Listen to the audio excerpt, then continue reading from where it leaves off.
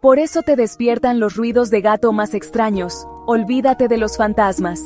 Ese es solo tu peludo despertador.